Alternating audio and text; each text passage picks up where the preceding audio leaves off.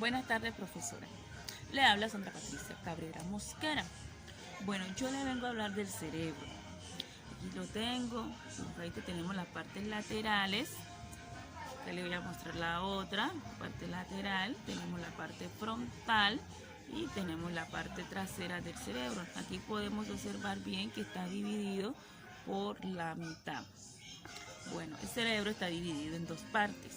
En el hemisferio derecho, que se encarga de la parte derecha, y en el hemisferio izquierdo, que se encarga de la parte izquierda.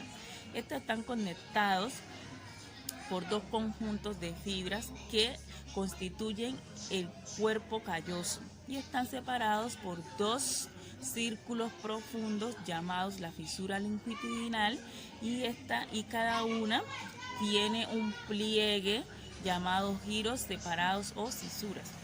En esta también encontramos el círculo, el surco calloso que se encuentra en esta parte de aquí, el surco central, que se encuentra en esta parte de aquí, el surco central se encuentra en esta parte de aquí. Y el cerebro está principalmente dividido por 4 lóbulos. El primero es el lóbulo central, que está en la parte frontal del cerebro, la parte de acá, y este está situado en el círculo central de las acciones principales de las funciones motoras de las voluntarias, como son la planeación, la emoción, la motivación y la función social. En el lóbulo central vamos a encontrar en la parte central el lóbulo parietal. Este lóbulo parietal está relacionado principalmente con las funciones sensoriales, de las funciones de las categorías somatosensorial, que son el tacto, que son la temperatura, la estremiento, el movimiento y el dolor. Bueno, entre el lóbulo central y el lóbulo parietal vamos a encontrar dividido, que está separado de esas dos, el lóbulo temporal. Y este lóbulo temporal se ocupa de la audición, se ocupa del aprendizaje, se ocupa de la memoria visual y se ocupa del lenguaje. Y por último tenemos el lóbulo occipital. El lóbulo occipital se encuentra en la parte de atrás del cerebro y este es el que se encarga de la función del cerebro. Aunque ellos se ven iguales, pero no son iguales. Ya científicos descubren la lateralización de la función cerebral. Por ejemplo, las áreas de la función del lenguaje y las áreas de Wernicke y Broca, estas se encuentran situadas en la parte izquierda de las personas diestrales. A ver, las lesiones de estas áreas resultan déficits. Estas resultan déficits en el lenguaje, en los trastornos, en el habla y en las áreas del comportamiento derecho. Estas son responsables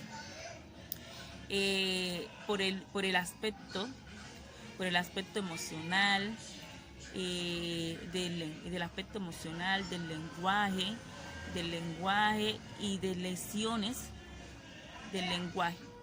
Lesiones en estas áreas no afectan la comprensión, la lesión del lenguaje, pero resulta en falta de emoción en el habla,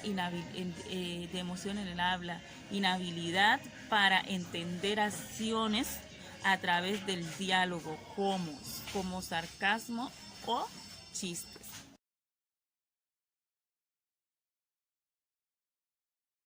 Buenas tardes, mi nombre es Leticia Parra Murillo y les vengo a hablar sobre el cerebro. El cerebro es la estructura más grande del sistema nervioso central.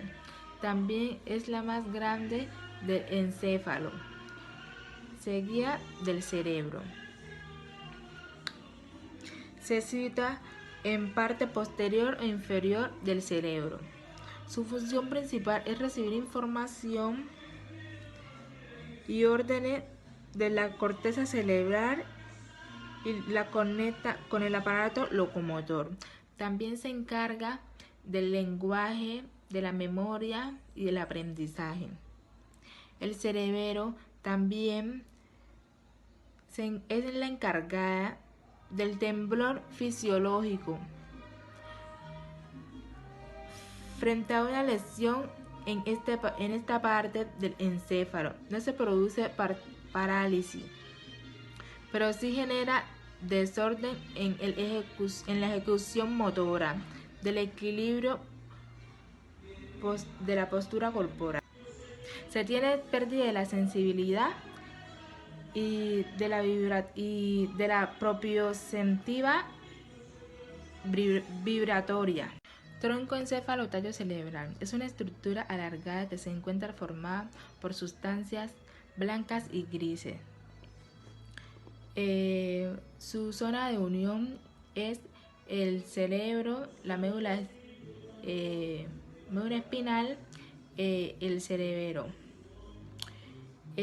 Su función es llevar la información a las tres partes del tallo. ¿Cómo se dividen o cuáles son las tres partes del tallo? La primera, mesencéfalo. La segunda, puente de Valorio. La tercera, bulbo raquídeo. Si se daña el tronco encéfalo. Buenas tardes, mi nombre es Sara Varetti Maturini Estroza, perteneciente a la Fundación Universitaria Uniclaretiana, primer semestre de Psicología. Las neuronas son células específicas del sistema nervioso capaces de transmitir nervios a otras partes del cuerpo. Existen varios tipos de neuronas dependiendo su forma y su tamaño. Funciones de las neuronas: recibir información del medio interno, externo y otras neuronas. Integrar la información recibida y producir una señal de respuesta. Conducir la señal a su terminación. Transmitir a otras neuronas, glándulas o músculos.